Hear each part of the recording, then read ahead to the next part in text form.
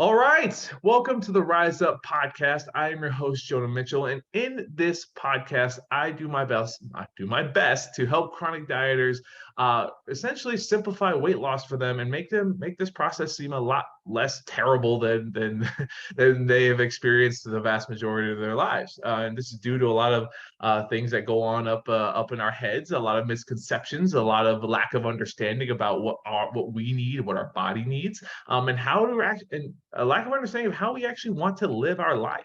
Um, you know, this is a process of understanding what we actually want to achieve beyond weight loss, right? If I were to snap my fingers, most people's problems wouldn't go away. Essentially, that's what I try to help everyone understand is that, weight loss is a byproduct of fixing your relationship with your food, fixing your relationship with yourself, and establishing something that you actually enjoy doing.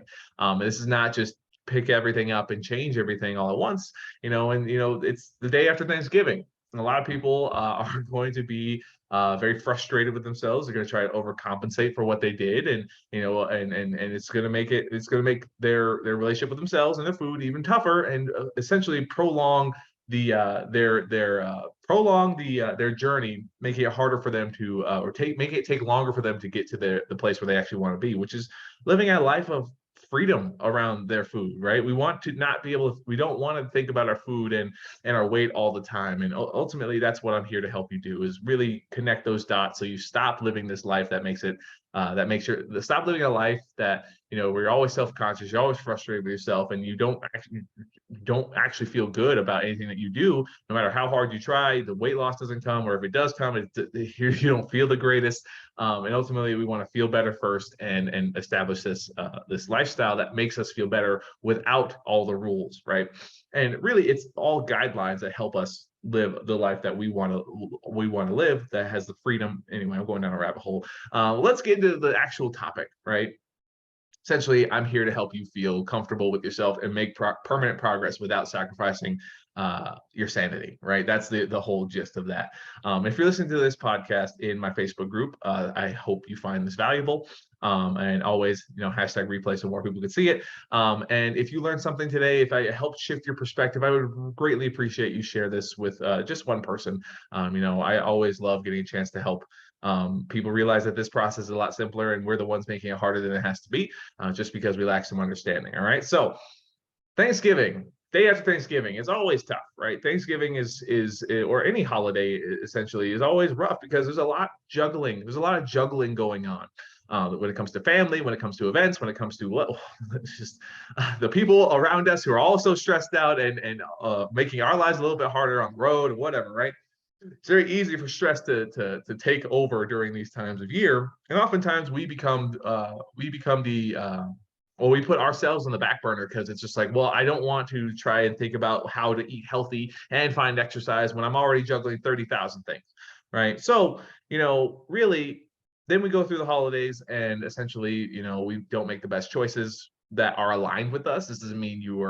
This does not always mean saying no to certain things. Sometimes a win could be saying yes to some things, right? But we just don't feel the greatest afterwards. We feel like we messed up. We feel like we let ourselves down. We don't prioritize ourselves. So again, it's just an inevitable thing because we just don't know what we don't know, right? We're used to the things that make our life harder when it comes to our health and our fitness, when it comes to dieting and exercise. We're used to we're used to hearing people tell us how to do something, but we don't necessarily know how to actually apply that to us, and often it sounds very miserable and not very sustainable, right? So ultimately, I say all this before I get into the 3 ways to get back on track, because ultimately, before we ever really see significant, like, consistent results, we need to understand that we need to step away from all the stuff that makes our life harder, all the things that we genuinely hate doing, like cutting out carbs, doing an exercise that you don't enjoy, right? Overly restricting yourself, and realize that those are not the paths of success. And ultimately, doing things that make you feel better first is the most important thing that matters above all else. I can spit here and tell you all the science behind everything, but if you're applying these things and they make your life harder, they're not going to work. You're not going to stick with it. And again, we're still sitting in the same cycle of frustration, and it's just not fun, right? So number one, when it comes to getting back or yeah, number one, when it comes to getting back on track after Thanksgiving, is let it the fuck go. All right. If you didn't make the best choices that you could, if you're feeling really frustrated about it, let it go. All right. There's no point in essentially there's no point in beating yourself up for it.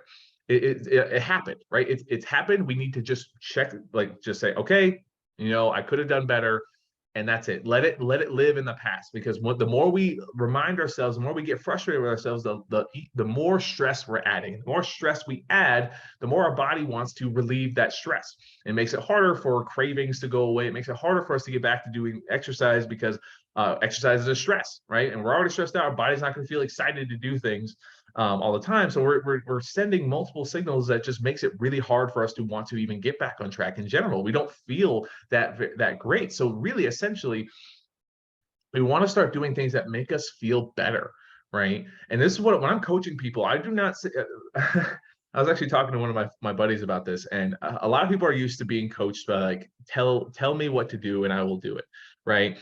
Which is cool and all, right? Like, tell me how high to jump, but that doesn't actually, in my opinion, like, that doesn't teach you how to fish, right? This is giving you a fish. Like, do what I say and you'll see results, right? But this doesn't create autonomy with yourself and confidence in yourself that you could do this for the long run, because you don't understand. You just are having someone tell you how to do it, and not really always being told why, right? So, and a lot of people get really confused when I tell them, like, I'm a health and weight loss coach, but like, they don't start with things that immediately help them lose weight.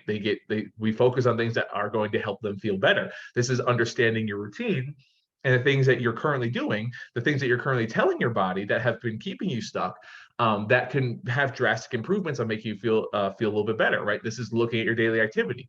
And how often are you moving throughout the day? If that's not very often, we start there. If you're not staying hydrated, like you're drinking less than a half a gallon of water a day, like, okay, then we can start looking at that. If your food quality isn't very high, you don't have very much protein in your diet, you don't have very much many colors, vitamins and minerals in your diet. We focus on simply adding 1 or 2 a day, and just build those things from there and get you connected to how much better you can feel with very simple adjustments. And feeling better is like reducing bloating and digestion, seeing increased energy. You feel less puffy, or I guess, because some foods can lead to a little bit more water retention. And when we kind of focus on these simple things, you feel better really quickly. And it doesn't always translate to weight loss, right? But again, when we're always focusing on the scale and just correcting the choices that we make, we're not doing things that actually help us in the situation that we create for ourselves. We're doing things to solve a short-term problem. It's like, oh, the scale is high, I need to fix it right now. But then, like, we're making decisions that are not necessarily aligned with how we want to live our life. So we are, like I said, extending the timeline, because now we don't not only have a weight loss problem, we have a relationship with ourself problem, we have a relationship with our food problem, that even if we do lose the weight, those things don't go away. And we don't know how to feel better. So now we're just constantly looking at the scale, and the scale's not making us feel better. So then we're likely ending up going back to where we even started, right? This is a vicious cycle that I want to help shatter for you. So let it go. Stop dwelling in the past. I know that can be hard, right? Especially if you've done this for the vast majority of your life.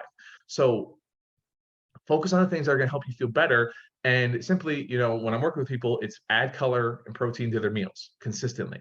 Drink your water, right? Go for even a 5-minute walk, or do some form of exercise that you enjoy. I don't care, right? Because until we have consistency, all I need your brain to be looking for is things that you enjoy doing that are aligned with your health goals. It can be hard, it can be hard. It's like climbing up a hill or it feels like a mountain, because there's a lot of obstacles, steep slopes, and it's just like, I don't know how to do any of this. Okay, you don't have to know. You just need, in the beginning, focus on doing things that you genuinely enjoy that can be aligned with your goals. It doesn't mean change everything and overcompensate. And especially doesn't mean this, which number 2 is, don't punish yourself. I was actually talking to one of my siblings, and she was telling me I was talking to one of my siblings yesterday, and she was telling me about her diet, and how there's certain times when she when she doesn't feel that great. Her digestion's really off and her energy's super low, and she just does not feel great at all. And she told me about her health goals. She wants to shed a little bit of fat, and hold on a little bit more muscle tone. She exercises here and there. And she told me about what she does. And, she told me that, like, sometimes when she feels really gross, she starves herself for 2 days. She doesn't eat, and I hear that. I'm like, does that, like, so when you starve yourself for 2 days and you may feel better, what do you do after the 2 days? Well, then I'm really hungry and I kind of gorge. I overeat again, and like or the second I eat anything, I feel really bloated again, right? So the problem isn't the fact that we're always overeating. The problem is that we're having we make these punishing decisions to make up for our choices, but then they make the problem worse. So then, like, she came out and she was like, well, I binge eat sometimes, right? After I like limit my food intake for so long. And I'm like, okay, this is not solving the problem, because now when we overeat afterwards and we're just eating all this stuff, and then we still have this discomfort in our stomach, we feel even worse, and it's a vicious cycle. Well, now I'm going to limit my intake again, right? And now we're just not feeling. Well, now we're just in this rat race of doing something that is not necessarily aligned with us, not feeling very great, overcompensating and punishing ourselves for it. And we may feel better physically for a second, but then we go back to what we were doing, or our body naturally is like, I'm super hungry, and we unknowingly overeat again. We possibly binge eat again, and now we're adding more extra calories that didn't need to be there if we were to just sustain eating consistently the last couple of days. But it'd be more around around the foods that made you feel better, right? So then you would limit your intake even more, and you probably feel better much more sustainably, and you wouldn't be going on this roller coaster of overindulge, starve yourself, overindulge, starve yourself, and that was either keeping you at maintenance or sustaining or slowly gaining over time. Where if we were to eat consistently things that were just made us feel good, more satisfied, feel better, we'd be less likely to overeat and binge eat, and we'd be in a place where we actually like what we're doing, and we remove the punishment, right? Nobody will nobody does things out of hatred or punishment for extended, like, true extended periods of time, right? You can be motivated, you can prove yourself that you can do hard things for a long time, but longevity, your body, your brain is going to focus on, or is going to try and get out of that stressful loop, because it's not actually aligned with how we want to live. We inherently do not want to punish ourselves, right? We do so because of some unknowing psychology that's going on. We do so because we don't have all the pieces that actually align with us, right? So now, and I am only speaking from experience, and I've had to learn this lesson the hard way. I didn't understand everything. If I were to overeat, I would. I was lucky I had football. But when I lost football and I was still overeating, I was like, well, I got to burn all these calories off. I got to go run. I got to go lift. I got to go do all this stuff. But that's not always the case, especially when you learn to understand where the routine that fits for you and that makes you feel better, that can start to align with your goals of consistency that will get you to where you want to go. It doesn't live in that realm of we punish ourselves, right? You do not legitimately plan on punishing yourself for the rest of your life. And this is going, not to get into too much of a mental health loop. Mental health is something I'm very, very passionate about. But like, people who struggle legitimately with like depression and things that like really legitimately, like, it's like punishing yourselves is almost cathartic. The gym is my therapy. It could feel a little bit better that you feel like you deserve it, but again, you truly don't. But again, your brain is not in a place to really understand that. But again, you can use that for good. You can improve your body composition, but it doesn't solve the problem, right? That's what I'm trying to get. Like, punishing yourself doesn't solve the problem. Feeling comfortable, feeling better is going to solve your problems, and it's going to make your decisions and your choices be much more aligned in the long term, right? And then you'll be looking for ways that you will want to keep showing up for, which is going to solve your consistency problem, and you're going to feel better much more consistently, right? And you're going to want to make those choices more often. And this is where, when we let things live in the past, they happen, right? And we don't punish ourselves for it. We just say, hey, it lived in the past. I don't need to punish myself. I just need to go back to what feels good, what makes me feel better.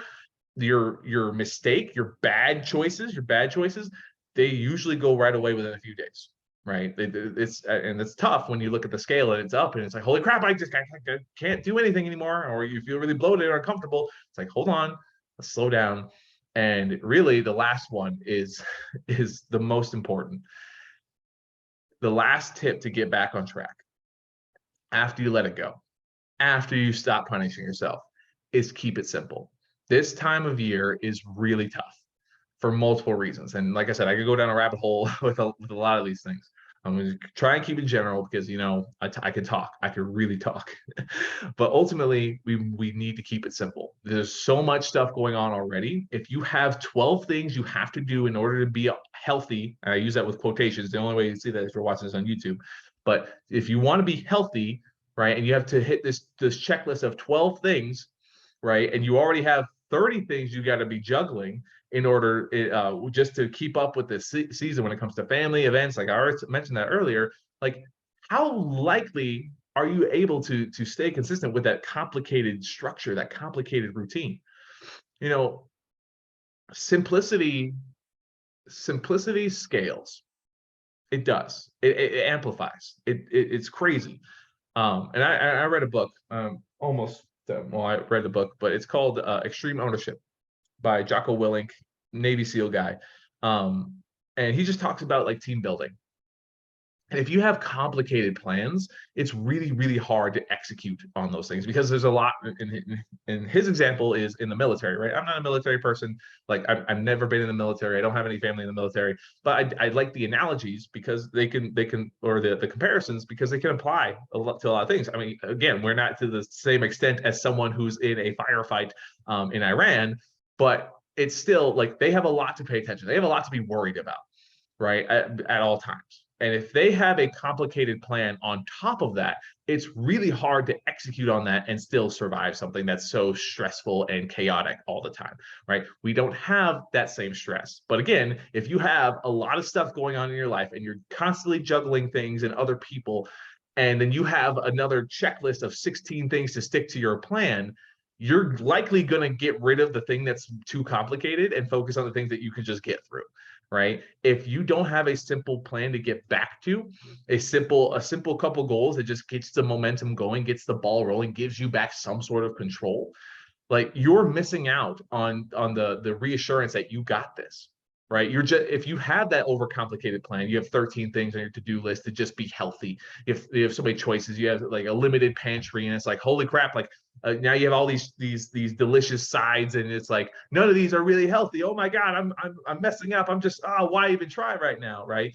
That you're gonna remind your brain that, oh, this is too hard. I can't do this right now. But if you get rid of that and focus on simple stuff like, you know what, I'm going to get back to some sort of walk or some sort of exercise, right? It doesn't have to be a walk, but I get all my clients to walk consistently as their cardio because it's easy to find time to get some movement in, right? Maybe not this time of year if you live in a cold state like Colorado, but like this is the type of stuff that like simplicity is super important to remind you, like, hey, even though it's chaotic, I got this. I can control these things. And when you remind your brain of this stuff, you activate something called your reticular activating system. It's essentially what tells your brain to focus on, right? You focus on the things that's important to you. It's the same reason like when you get a new car and you didn't see that car before and now you're driving it everywhere, you see it everywhere, right?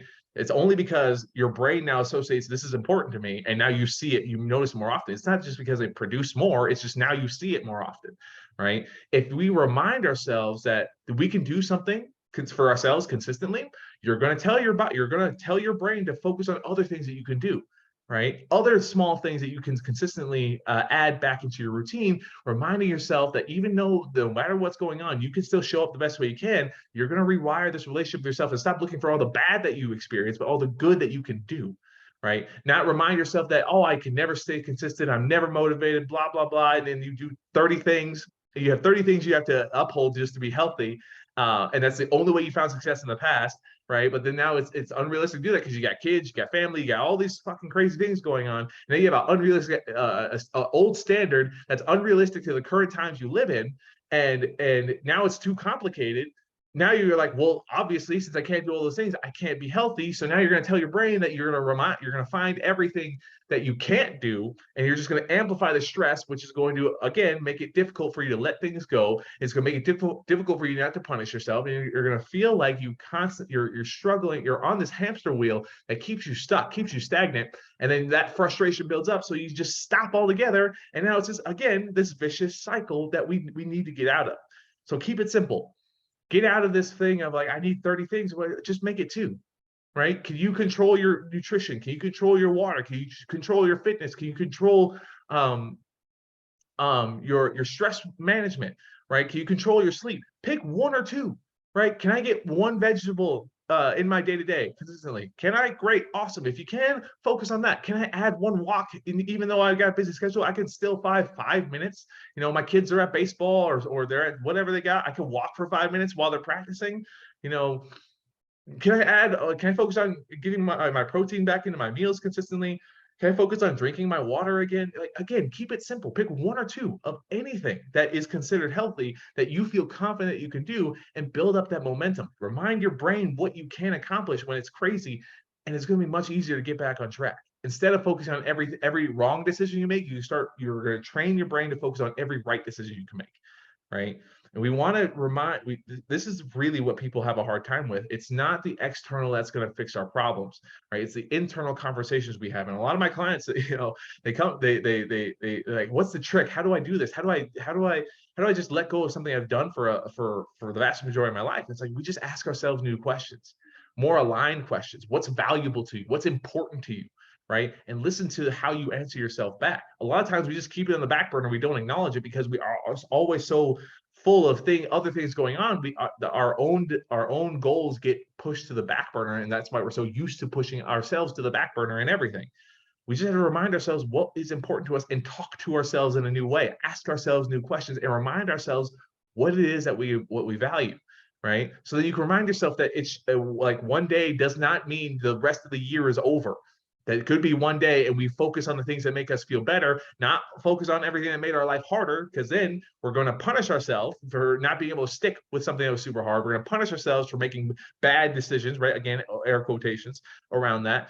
And now we're ruining a relationship with ourselves and our food, making it really hard for us to even want to stay consistent whatsoever, right? And then we have a complicated plan because we're not keeping it simple, and now we're making it really hard and reminding ourselves like, oh my God, this is just too much. This is just too much, right? We don't want that. We want to keep it simple. We want to stop punishing ourselves, and we want to let things go. Let it go and get back to what helps you feel better. If you have no idea, please, for the love of God, reach out to me. All I want to do is help you. All I want to do is make this process easy. And you can ask anybody in my Facebook group. They've asked me a question, I will give them a whole book, because I want them to feel better first, right? There's no more. I'm gonna finish this episode with a little realization that I've had. You know, everything I teach, everything I want you to understand is, yes, I'm a coach. Yes, I'm going to lead you to where you want to go. But it's not the same leadership follower type of relationship that we've come so accustomed to, where the leader tells us what to do and we do it, right? Which, like, I've always resented that type of relationship. When I'm talking to somebody, I am not the person who knows so much more about you that I'm better than you, right? I'm not better than anyone. like I never want that to come off. I don't know why that came out, but anyway, I am here to help you connect the dots for yourself. I'm essentially your partner, right? I'm a coach who's your partner, who will call you out with normal coach things when you're being an asshole to yourself and, you know, lowering the standard. But ultimately, I'm not the dictator, right? That's what most coaching is dictatorship. Like, you have to do this, this, and this to see this result, which is cool, but it drives me up a wall because you don't actually understand why, especially if the coach doesn't teach you why. And that, again, that bugs me so much. So, like I said, we're going down a rabbit hole a bit. It bugs me a lot that you don't have to. It bugs me more that you don't have to. That you struggle as much as you do when you don't have to. Right? Please ask questions. You know, to get a hold of me. Check the show notes. Come follow me on Instagram, TikTok, and join me in my Facebook group where I'm more active in here. I live stream these. I do Q&As. I do videos every week, and to help you make this process a lot simpler. right? And if you're watching this Facebook group, I greatly appreciate you being here, and I'm super thankful that you allow me to do what I love doing every single day. And I hope that what I do is helpful to you and that you're seeing progress. Even if I never speak to you, I hope that I am at least making some sort of small impact on your life, no matter what that looks like. All right. So I'm done with my rant today. Like I said, if you're watching this in my Facebook group, hashtag replay. If you're listening to this on any of this podcast platforms, or you're watching on YouTube, share it with one person. I would greatly appreciate it. I hope you learned something, and check the show notes to get a hold of me, or follow my other social media, my other short form stuff on TikTok, Instagram. That's all there. And the link to my Facebook group is also there as well if you want to see more of my long form stuff like this. But yeah, I hope you had a great day. And I hope this helps if you're kind of beating yourself up after Thanksgiving. And just to know that, it's really simple. It's a lot simpler than you think, and you can stop doing shit that you hate doing that makes your life harder, to get back on track. All right. So I'm done talking, I'm done ranting. Have a wonderful day, and I will see you on the next one.